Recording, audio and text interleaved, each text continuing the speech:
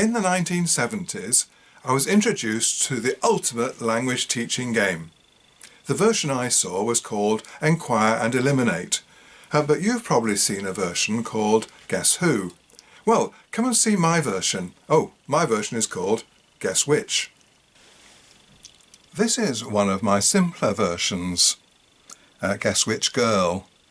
And as you can see, it teaches clothes, and I've actually got the names of the clothes across the top as a hint. So we've got girls with saris and trousers and tops and coats and so on.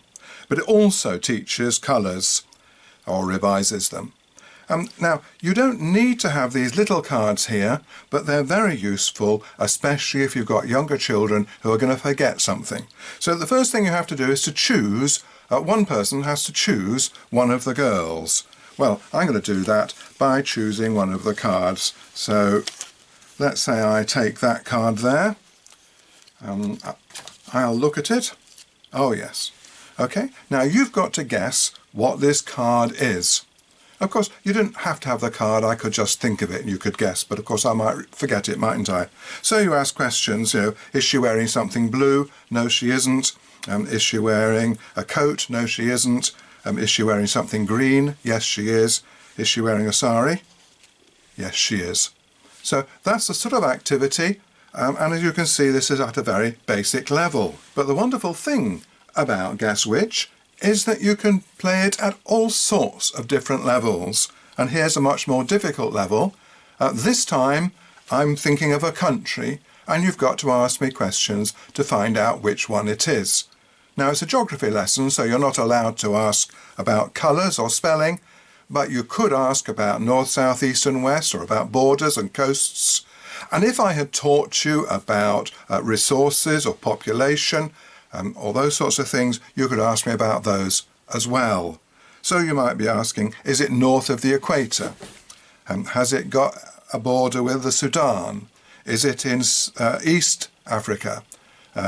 Is it in West Africa? Is it in North Africa? And so on, until you find out which country I'm thinking of. Here's another version, Guess Which Person. And as you can see, I've got 32 people, half of them men, half of them women. And you've got to use your powers of description to ask me which one I'm thinking of. Or if you don't like people, you could be asking me about animals. And again, useful if I've pre-taught words like reptile and mammal and so on, herbivore, predator. Those words could be used to work out which animal I'm thinking of. It's possible to make these games to teach specific things. And you can see here I've got some prepositions. So we've got the two men running towards the tree in front of the house, the tree behind the house, and so on. So again, all sorts of questions that you can focus on using this wonderful activity. I went to observe Carrie teaching.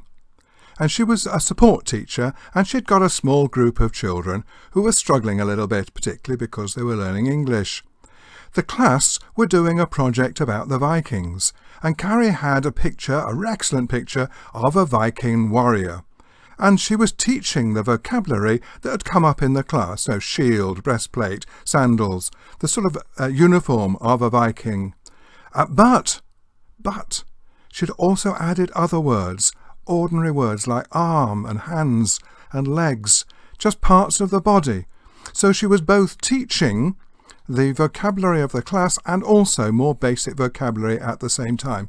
And she was using this fantastic picture she'd got from the class for a Guess Which game. So you don't need to have special pictures for Guess Which. You just find a good picture, or you even think of things. I'm thinking of somebody in the class. I'm thinking of a Queen of England. Anything like that just gets people guessing and asking questions. So why do I think it's the ultimate language teaching game? Well, it's got everything. Interaction, plenty of it. Aims, clear language aims. And of course it's got clear visuals to help understanding. And it's got an enormous amount of repetition. And finally, it's fun. Lots of fun. So I do recommend this. Go and make your own Guess Which game. Or, of course, you can use mine if you like.